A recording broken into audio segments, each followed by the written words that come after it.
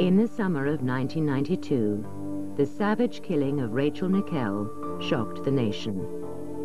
It sparked a huge murder inquiry. In a groundbreaking operation, police used an undercover detective in a honey trap.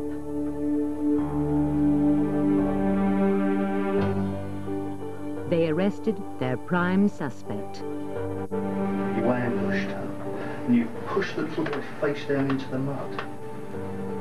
Then you stabbed Rachel 14 times. No comment. But the operation turned out to be deeply flawed. The police are fallible, and in this case, you know, they got the wrong man. Rachel Nickell's killer remains at large. What went wrong?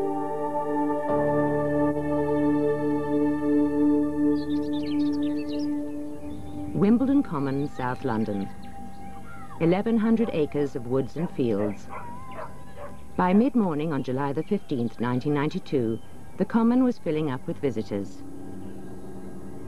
But just 300 yards away from the main car park, a secluded wooded area concealed a horrific scene.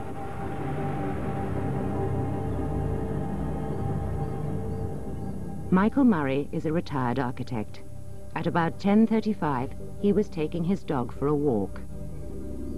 We came up this path, and I saw what I thought was someone sunbathing. I saw a bare leg. But as we got closer, I realized that this was something quite different and horribly tragic. There was a small child of 2 or 3 years old who was pulling at the arm of his mother, who was lying covered with blood on the ground. I heard the child shouting, "Get up, Mummy, get up." It was heartrending. She needed levering off. His hand was gripped tight round the mother's arm. And he was just hysterical with distress. Poor thing was covered in blood. The police quickly sealed off the scene. One of the first to arrive was Detective Chief Inspector Mick Wickerson. And I can honestly tell you that this is the most horrendous and vicious attack that I've ever seen. It was a beautiful blonde girl with the most horrendous throat injury, and she was soaked in blood. And then, of course, you know, the true horror of what had happened hit me. From the outset, it was clear that this murder would attract intense media interest. She was a very attractive young mother, and that is one element that attracted so much media attention. The time of her death was relatively early in the morning, so every news bulletin, every newspaper could get the maximum of that day's coverage. Clearly, it was an absolutely horrific attack. That says to the folks on the streets, we're dealing with a psychopath here. Secondly, the fact that the young boy was involved. You know, journalists have children too, and would have appreciated, you know, that this is a sort of dark nightmare for every parent in the land. More than 500 people had been on the Common that morning. The police allowed them to depart after taking their details. Only one vehicle remained. It belonged to the murder victim. 23-year-old Rachel Nickell lived in Balham. She had taken her son Alex to Wimbledon Common for walks because she felt safer there than in the parks nearer her home. Rachel's partner, and the father of little Alex, was Andre Hanscom. He'd once been a tennis coach and was now a motorcycle courier. Suddenly, he was thrust into the media spotlight. I led him through the door, and he was taken aback by the number of flashbulbs and interest. And we sat down together, and I held his hand under the table, and just sort of gave it a reassuring squeeze every so often. I would say to anybody who does know this person, no matter how they feel about them, please come forward before he destroys anybody else's life. Rachel's parents, Andrew and Monica Nickell, were holidaying in Canada. It took the police 4 days to trace them. Paul Miller was sent out to break the tragic news before the press did. Andrew stood there and took it all in, took one sharp intake of breath when I mentioned her throat.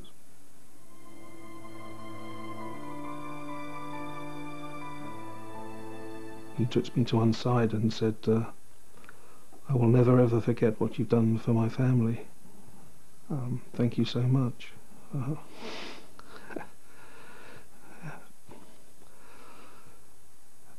It just blew me away. I'd given him the worst news imaginable. And there he was, thanking me for what I'd done. What had I done?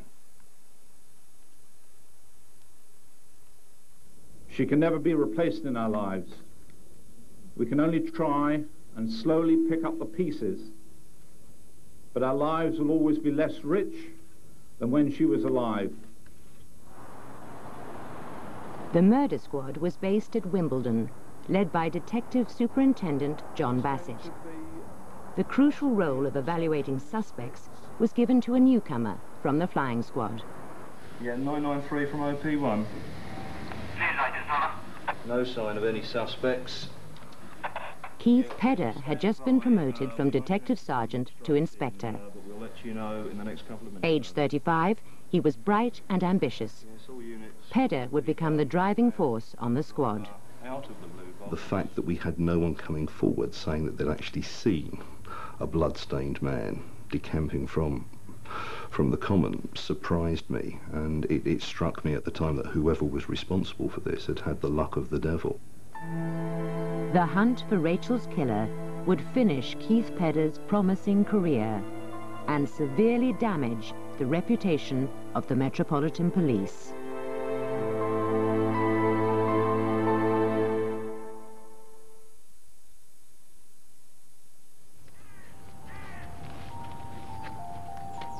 Rachel Nickell's killer had disappeared without trace. Now police needed forensics to help track him down. Rachel had been sexually abused as well as stabbed. DNA evidence from a strand of hair or a trace of blood or semen could convict a suspect. The glade in the woods was examined in minute detail, but all to no effect.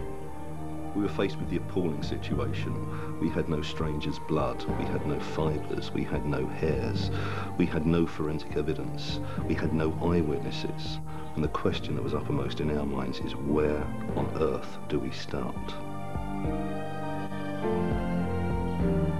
The post-mortem revealed the full extent of the savage attack. Rachel had been stabbed 49 times. Someone somewhere must have seen a blood-stained suspect. Rachel's major bleeding injuries were actually to her neck, and it's my belief they were inflicted by someone standing behind or possibly to the side of her, in which case they may well not be covered in blood. The other stab wounds to the body probably wouldn't produce a large flow of blood that would contaminate someone. The forensic scientists would have been able to find the fine sprays of blood on the clothing of the assailant, but they wouldn't be apparent to someone walking past them on the road or on the common. With no forensic evidence, detectives had to investigate a vast array of suspects. They considered Rachel's friends and contacts. They traced local sex offenders. They examined other murders for similarities. The squad had to eliminate nearly 600 suspects put forward by a concerned public. They all were looked at, despite some very, very intensive inquiries in respect of some of those other suspects. There was no evidence to put them either at the scene of the Common or to link them with Rachel's death. There was only one person who had seen the face of the killer. Rachel's son Alex, a month short of his 3rd birthday. Detectives hoped he might provide vital leads. Alex was taken to a child psychiatrist. She said that it would be painful but therapeutic for him to recall what happened. Seeing Alex relive the murder of his mother was a harrowing experience. He would start playing with his toys. He would make a lot of noise. And the psychologist was saying, yeah, could you help the people here catch this naughty man? What did he do, you know? And the noise would be getting louder and louder. And the boy was trying to shut it out completely. Your heart just bled. There was one occasion where he was writing on some paper and talking about the man that had hurt Mummy. And while we were sitting there, he had the pen in his hand and started jabbing the pen on the paper, faster and faster.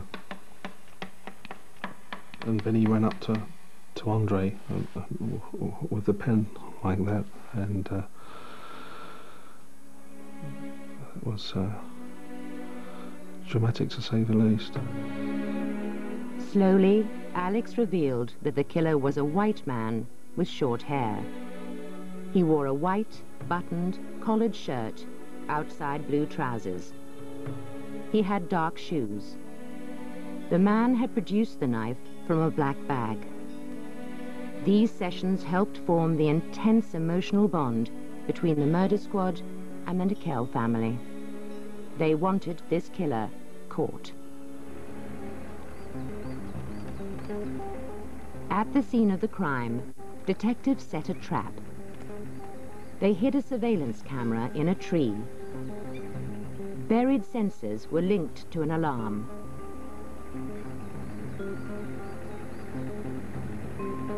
The ground around the site was soaked with an invisible chemical that would mark a suspect's shoes.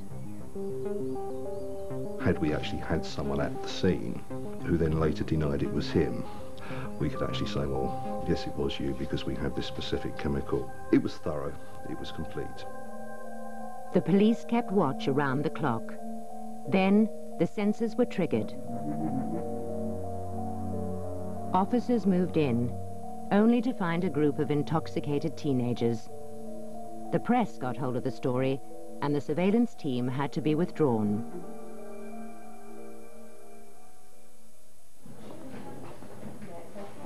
After 2 weeks, the investigation was making little headway. It was time for a radical new approach.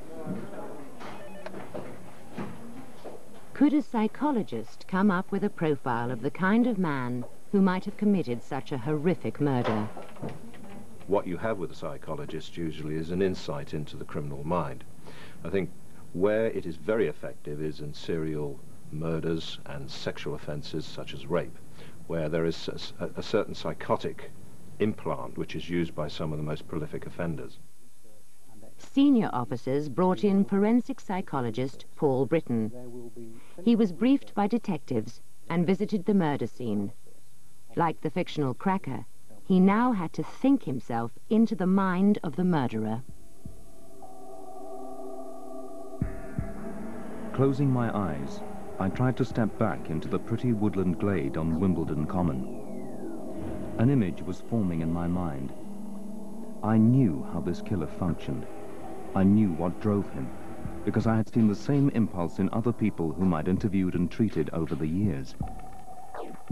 I knew this killing was a decisive stage in a fantasy process that had been rehearsed for years before it ever became a reality.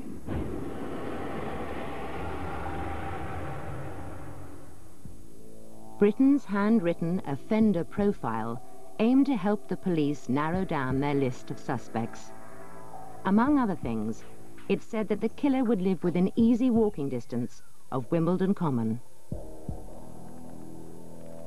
He would probably be between 20 and 30 years old. He would be single and isolated, living at home with a parent or alone in a flat or bedsit. He would have a history of failed or unsatisfactory relationships. His hobbies and interests would be unusual. Most worrying of all, Britain predicted that it was almost inevitable that the killer would strike again. But it was traditional detective work that brought the first breakthrough. Police analyzed hundreds of witness statements and realized one particular woman had seen a man behaving suspiciously minutes before the murder. She helped create an artist's impression.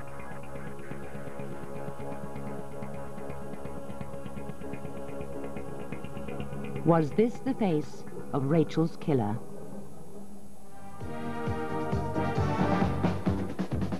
Tonight, detectives are putting all their cards on the table and they're appealing for the whole nation's help. The man was in his 20s or 30s. He was tall, more than 5'10", and had short brown hair.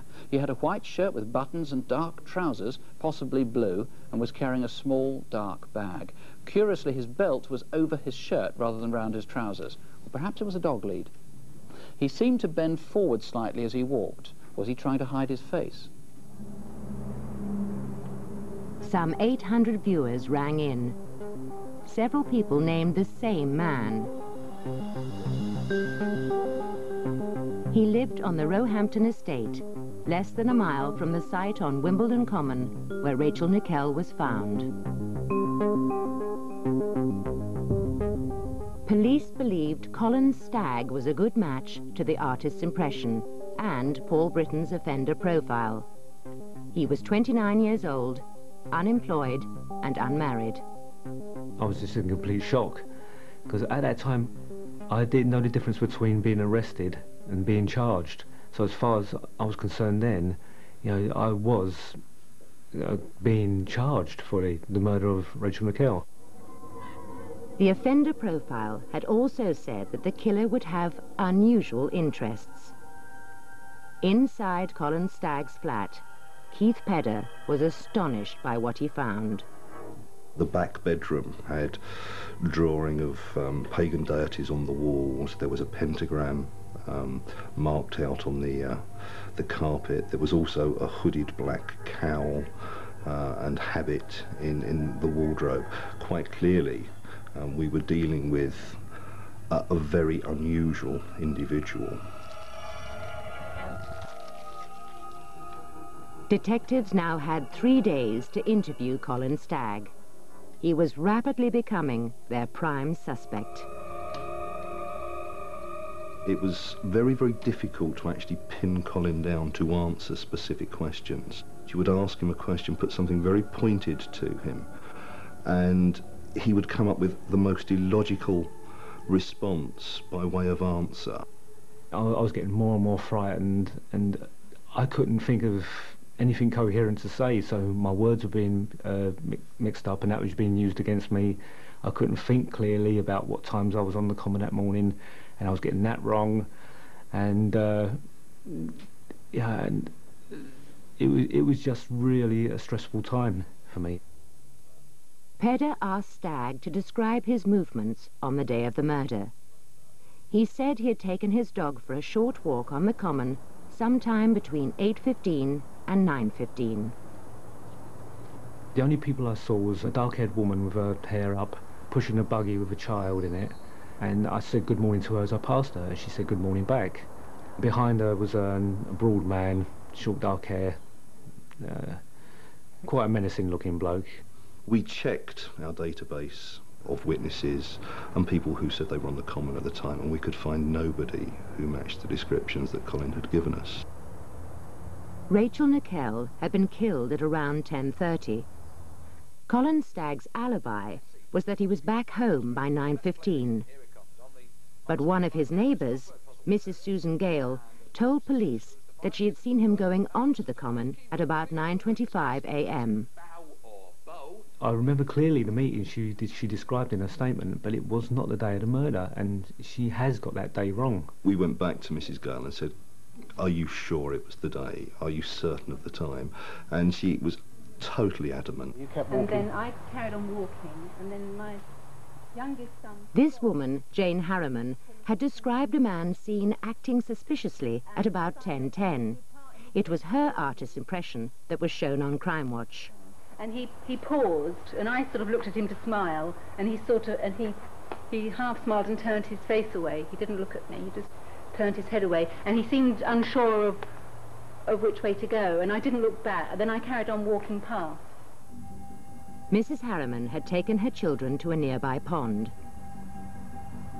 A few minutes later, she'd seen the same suspicious man. She was concerned because she thought he was following a woman. At 10:23, she saw him for a third time, heading in a new direction. This would have put him in the right place at the right time to have killed Rachel.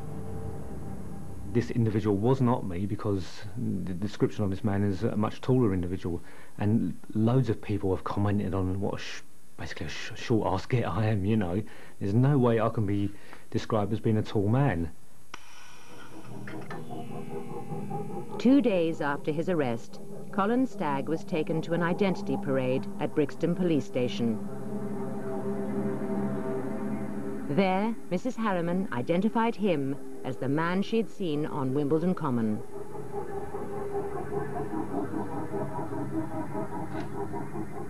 Detectives now believed that Colin Stagg was the killer, though they did not have enough evidence to charge him. The only thing he owned up to was nude sunbathing on the Common. This matched a complaint from a woman about a flasher. So Stagg was charged with indecency. At Wimbledon Magistrates' Court on the 21st of September, he admitted indecent exposure and was fined £200. For the media, Colin Stagg was now an irresistible target. Once he had that conviction, it was a sort of signal to news editors that we were right. We were right to suspect this man. And it may be the police were not unhappy about the press following that agenda. The publicity had one result that would change the whole direction of the inquiry. Detectives were contacted by a woman called Julie. Some 2 years earlier, she had placed an ad in a Lonely Hearts column. Colin Stagg had replied and had almost immediately sent her a graphic sexual fantasy letter. This letter gave Keith Pedder the idea for an audacious undercover operation. Might Colin Stagg be encouraged to reveal his deepest fantasies to an undercover detective? And would those fantasies match those of the killer, as assessed by Paul Britton?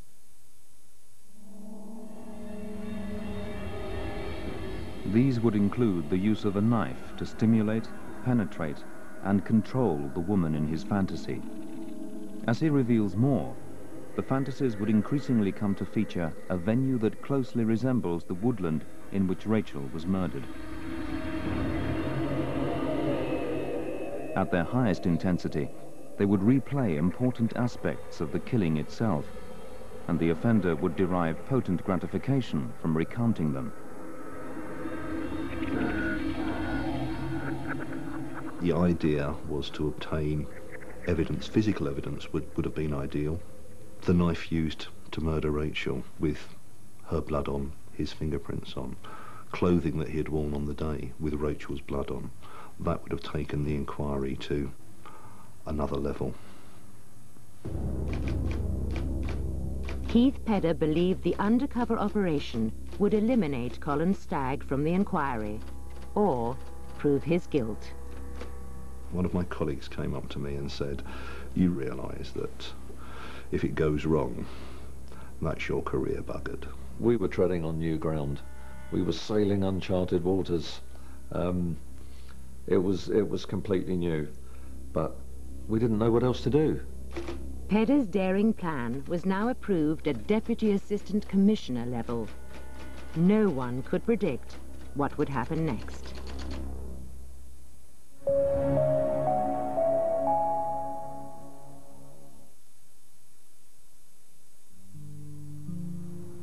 January 1993. At his flat near Wimbledon Common, Colin Stagg received a letter. Unknown to him, it had been composed by Keith Pedder and an undercover detective known only as Lizzie James. Dear Colin, I hope you're not offended by this intrusion, as we have never met before, but I feel that I've known you for years. You may remember writing to a woman called Julie. Julie was an old friend of mine, and a little old-fashioned in her outlook, if you know what I mean. A while ago, while she was out, I read a letter that you sent her. I would be very interested in getting to know you more. At that time, I still had no real sexual contact with any women. Bit of a late starter. I thought, well, you know, I've got nothing else going for me. You know, it's not as if I've got women queuing at the door for me, is it? So, yeah, I jumped at the chance. Over the next 7 months, Colin Stagg and Lizzie James would exchange 43 letters. Forensic psychologist Paul Britton had helped design the covert operation and monitored the correspondence. The underpinning factor was that we should not introduce new themes that hadn't already been introduced into the correspondence by Colin Stagg.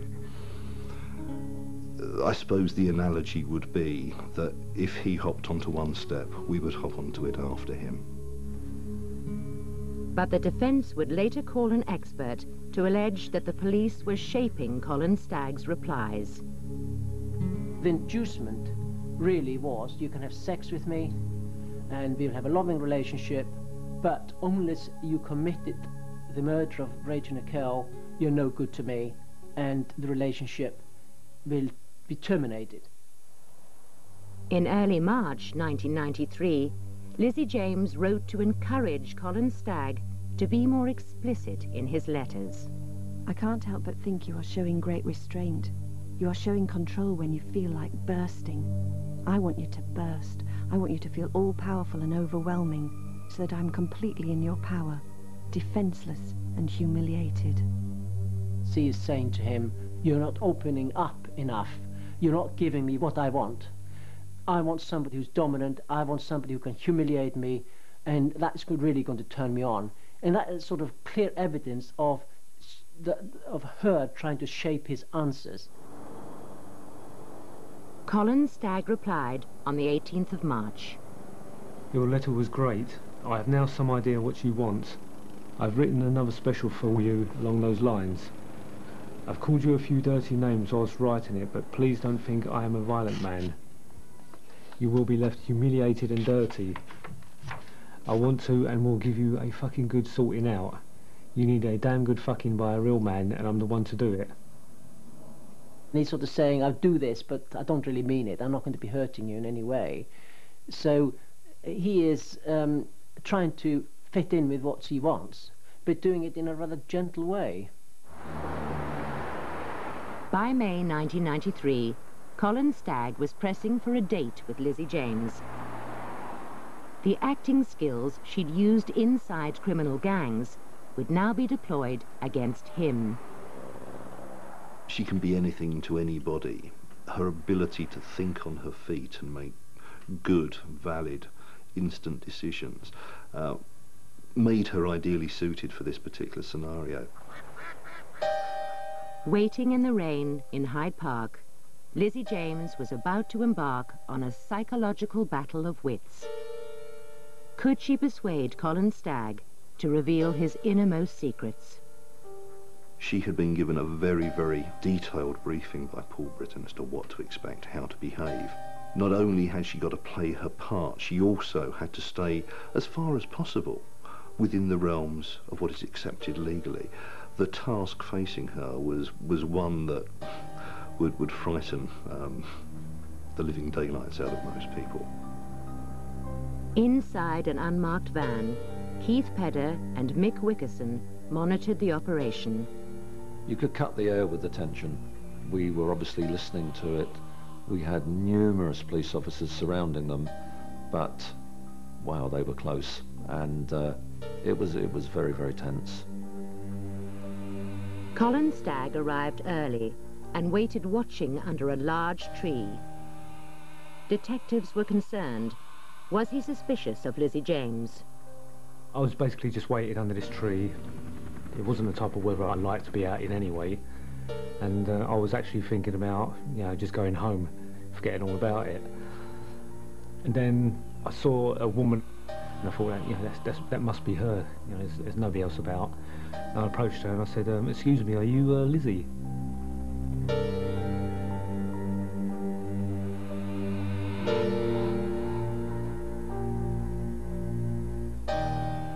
It was Colin Stagg's 30th birthday. Lizzie James gave him a personal stereo and a baseball cap. She'd chosen the cap to make him more conspicuous to detectives following him. I felt very uncomfortable because it was a public place. I don't like eating in public. I've never been to restaurants before and that, and I was very clumsy. I was stumbling. I was very Hugh Grantish, you know, without the accent, you know. To encourage Colin Stagg to confide in her, Lizzie James now confessed to a secret of her own. Her lurid cover story, created by Paul Britton, was that she had been abused as a teenager by an occult group. She had joined in the ritual murder of a young woman and baby. He asked me to cut the woman's throat. And with the cup, I caught the woman's blood. There was this big orgy, and I was with this man. Oh, this man was the best ever. When this horrific tale unfolded, the reaction from Colin Stagg was almost nothing. Very, very matter of fact. A reaction that I certainly hadn't expected. I would have expected at that stage, good night, Vienna. I just thought she was off her head more than anything. I don't think I really believed the story. I think it was an idea, perhaps, that appealed to her more than anything, and that's what basically turned her on. But at the end of the day, all I wanted to do was have a shag, and that was it, you know. At the end of the date, Colin Stagg walked Lizzie James to the park gates. Stagg now handed her a fantasy letter he'd written before the meeting.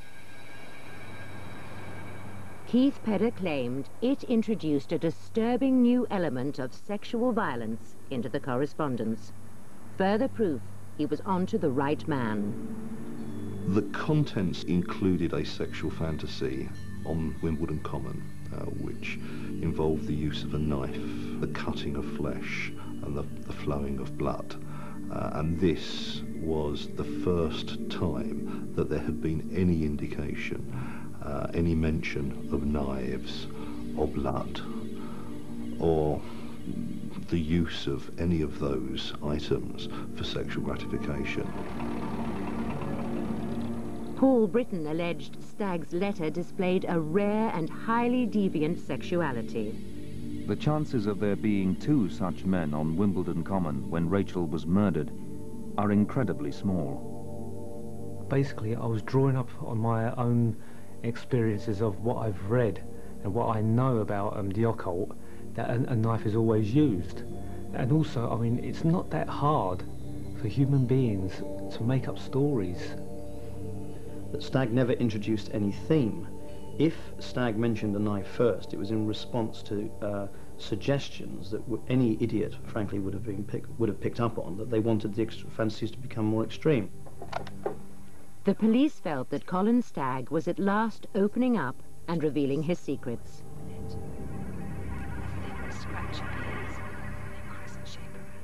Lizzie James sent him a graphic sex fantasy on tape to keep up the pressure. She hardly notices. During a series of secretly taped meetings, Lizzie James now pushed Stagg about Rachel's murder, after he'd told her he'd been arrested and questioned about it. To tell you the truth, they think I did it, even now. I got pulled over by the police bank holiday Monday, May 31st. I wish you had done it, and knowing you'd got away with it. It's brilliant. I wish you had. Legally, Lizzie James was dangerously close to the edge. She was openly enticing Stagg to confess. But confession was the last thing on Stagg's mind.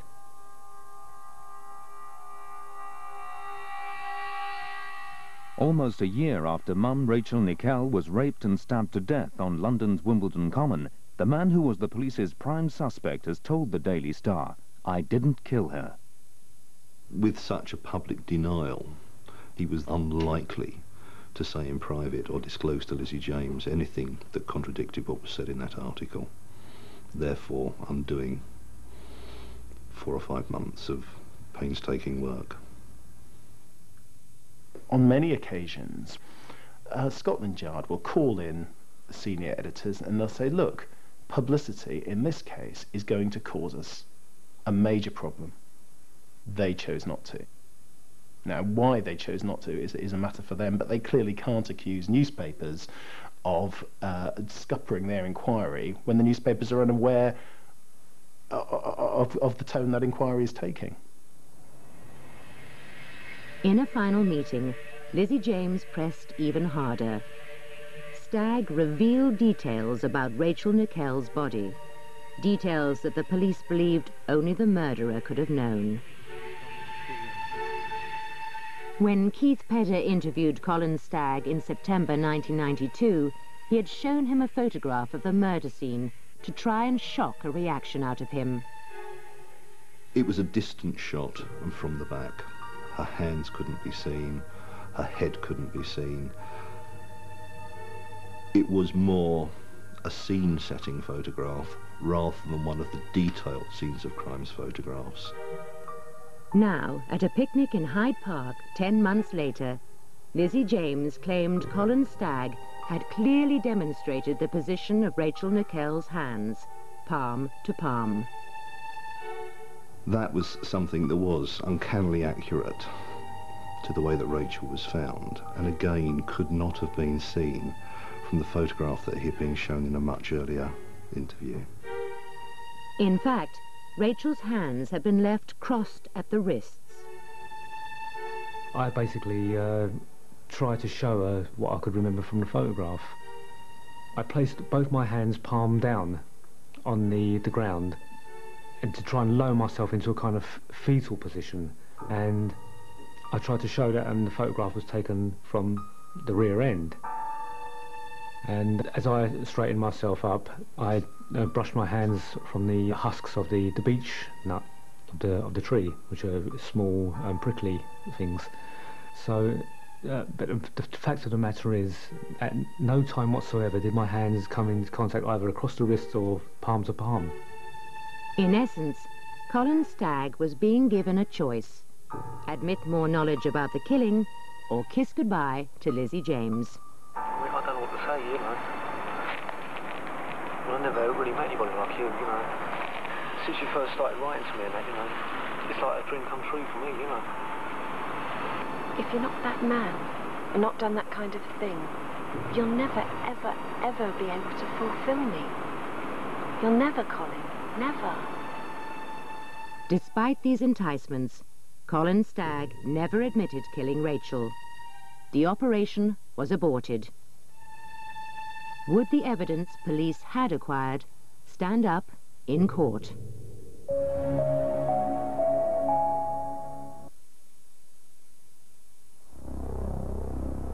At dawn on the 17th of August 1993, Colin Stagg was arrested for the second time.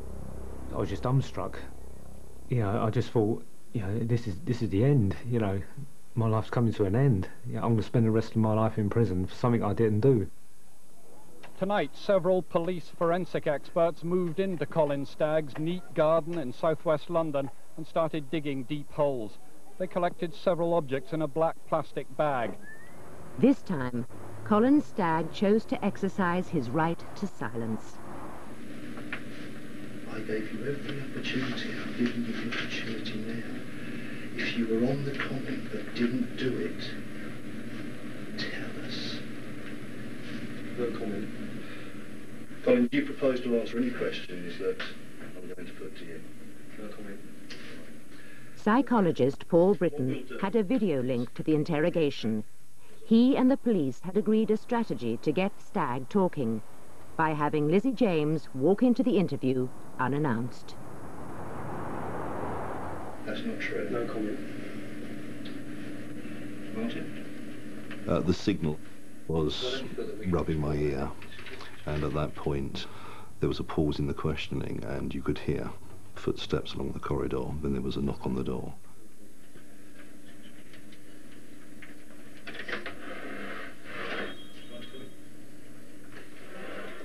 And Lizzie James came in and introduced herself. Yes, I'm a serving police officer. For the purposes of this interview, I'm known as Lizzie James. There was a look of shock on Colin's face, and that was quickly replaced by one of what I would describe as anger. And I thought, I haven't murdered anybody just because I wrote dirty letters, for God's sake. You know, it doesn't make you a murderer. Isn't there anything you want to say to me, Colin? It'll be your last opportunity.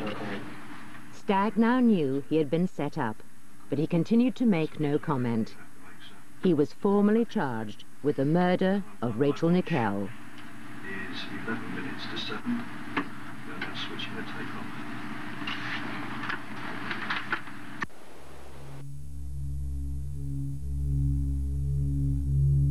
Colin Stagg would spend the next 13 months remanded in custody.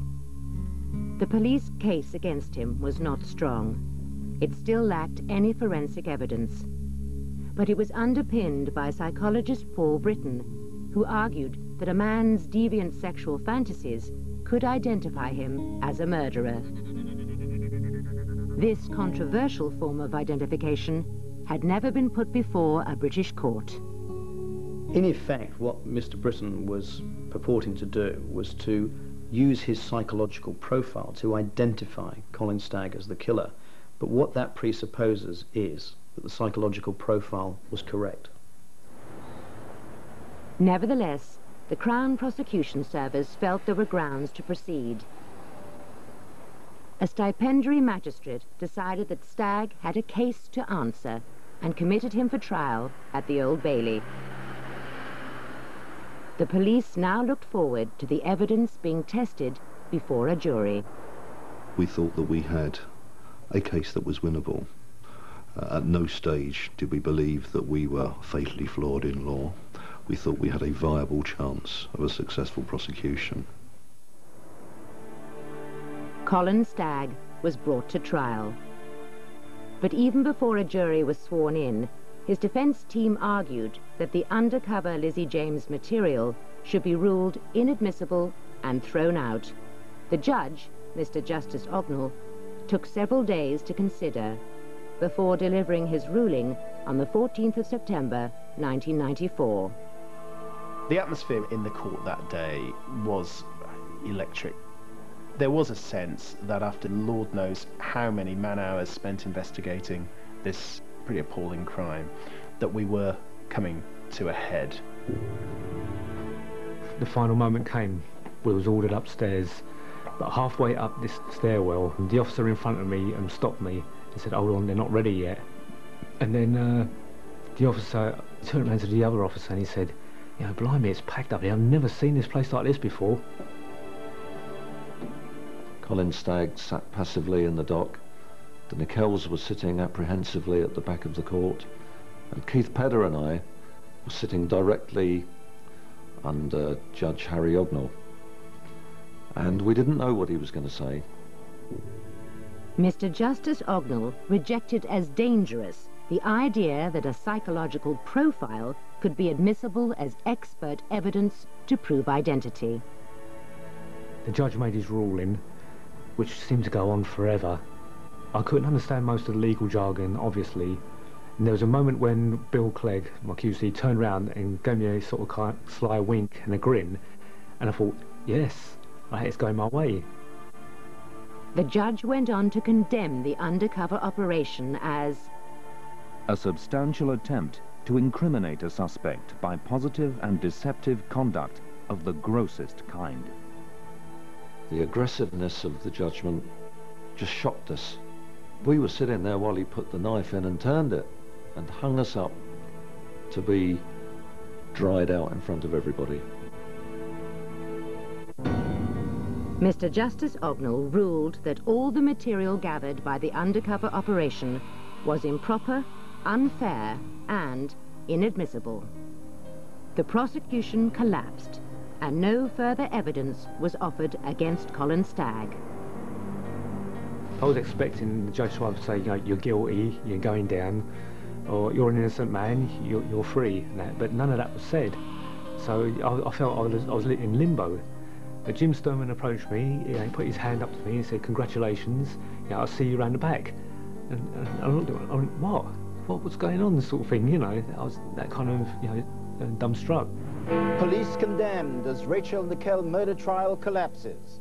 The sensational collapse of the case against Colin Stagg dominated the news headlines. The judge recognised that there was never any evidence against me, no forensic evidence, no confession evidence, nothing at all. But for Rachel's parents, Andrew and Monica Nickell, the outcome was devastating. The law has been upheld, but where is the justice? I understand that the police will now keep the files on my daughter's murder open, but they are not looking for anyone else. Keith Pedder was treated like a pariah. He was criticised, he was not supported after the judgment, and he had no career, and he suffered enormously from that day onwards.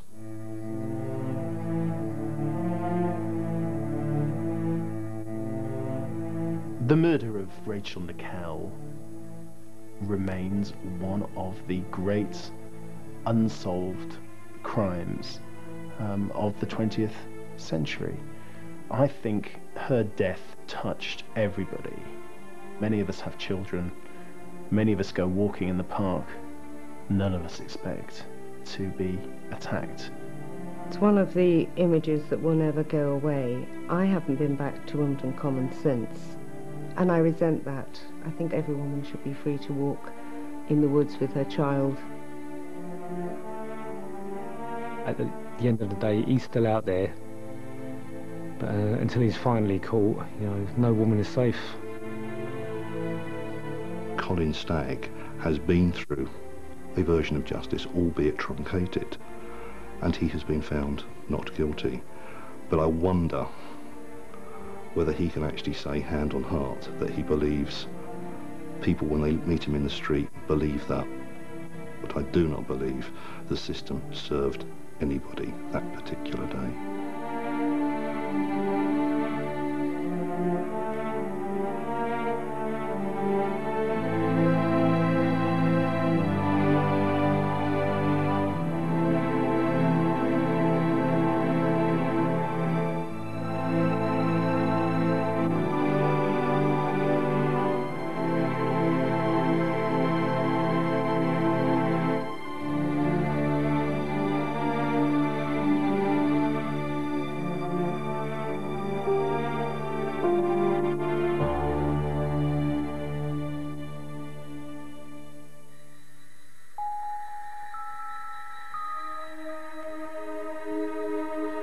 And next week at 11, Real Life looks at one man, 6 wives.